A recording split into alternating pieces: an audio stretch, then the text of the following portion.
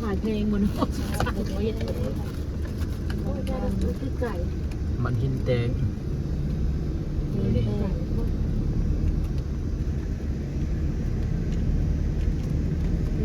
งานตะเก่ากับแบบนี้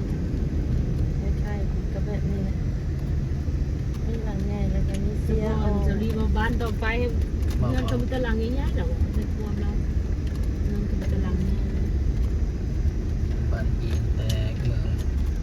ง ดีเขาเป็นใจถูก โอ้ตัวโคกัง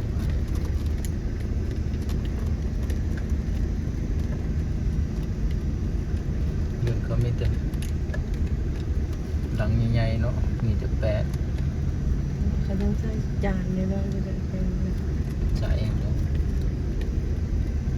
จานดาวเทียมเมื่อกี้น้องบุ๊กก็ใส่แต่จานดาวเทียม บ่ใช่จานใช่ยัง เอ้าเดี๋ยวนี้บ่ได้ใส่เลย ใช่ยัง สัญญาณอินเทอร์เน็ตมันมาถึงเลยเด้จ้ะเขามาตั้งสัญญาณแบบนี้เลยดาวโทรคมมันมีข่าวสาร พี่เพิ่นยังว่าเบิ่งโทรทัศน์ที่บ้านเฮาเบิ่งได้ เมื่อ ทั้ง กี้ ส เล อง ยเสาสัญญาณนักสัญญาณมันหมุนก็ต้องใส่จานดาวเทียม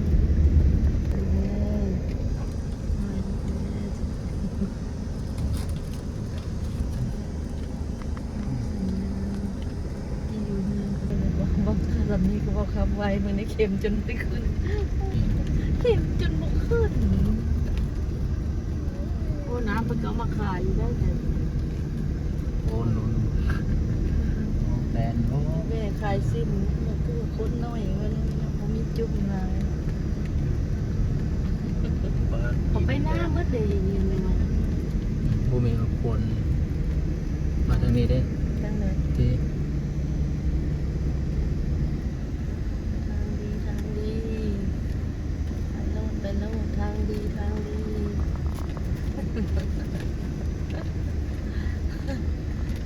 ไปได้ทางดี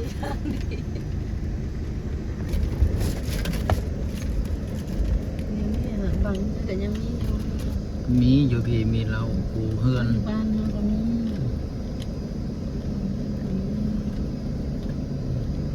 มีเฮือนมีเราเขาพร้อม เลี้ยวขวาทางนี้ออกไปซอยที่ตรงนั้นมันบอกตามแยกบนช่วยทั่วค่ะถ้าเข้ามาบ้านนั่น เนื้อแทนก็กำลังดิบ มันห้างมันเท่าอะไรโอ้ยป้าเฮ็ดจอดรถหาเฮ็ดเอาป้าหาเฮ็ดเอาฟิวจากบ้านนะพี่เป็นคนนี่เข้าป้าหาเฮ็ด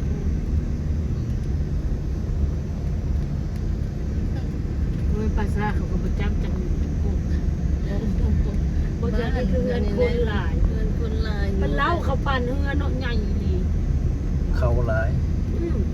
ไอ้เหล้าข้าวใหญ่กับข้าว แล้ว ลา เอา ยแล้ เขา ว เขาบอกใหญ่บอกใหญ่เลยก็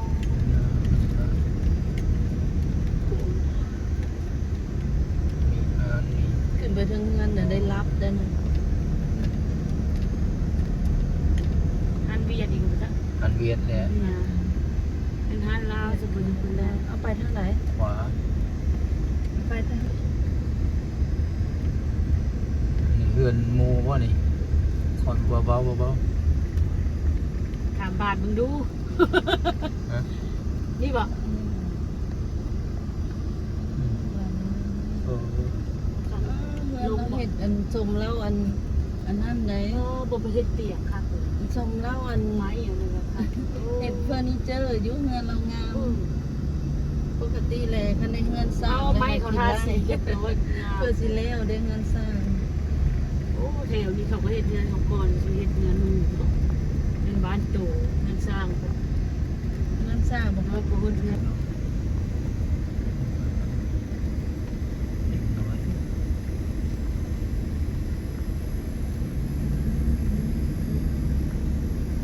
ตอนอยู่บ้านเราเป็นเจ้า เอ้าแม่นยังอันนี้แบะแบะตาย ตาย มันเป็นมีแต่คนรถ ร เบี ถ ยบ มันเจ็บท้อง มันเจ็บท้องมันจะได้รู้มัน เที่ยวไปใช้แล้ววันนี้ค่ะ เจ้าไปใช่แบบนี้ เมื่อคือข้อ โอ้ บ่ขายบ่ บ่ขายบ่ขายซื้อๆนี่ อะไร ทำไมแหละว่าทำไมแหละโดนอะไรบ่ขายเป็นขายหรือซื้ออายนายฮู้เอาละอายบ่นายยาย ไม่ขายบ่ ไม่ขายเอามาคู่อันก็ใส่มันกินปุ๋ยเบิ่ง ท้องแดงเนี่ย ไป ครับ คู่ เป็นหัวแบบนี้ครับจะได้ แต่ก็มีเห็ดแบบนี้นะเจ้าเนี่ยเขาก็มีหัวในบ้าน นี้ กันหัวแบบนี้แหละเป็นมีเสน่ห์อะไรนี่กันหัวแบบน้ำมันจับแบบ เอ นี้ ก แหละ ลักษณ์ ชักเป็นอะไร มันเห็นทั่วไปอยู่แล้ว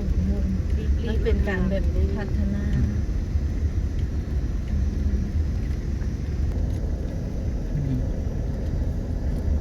อย่างนี้เป็นลำไอ้ทั้งไหน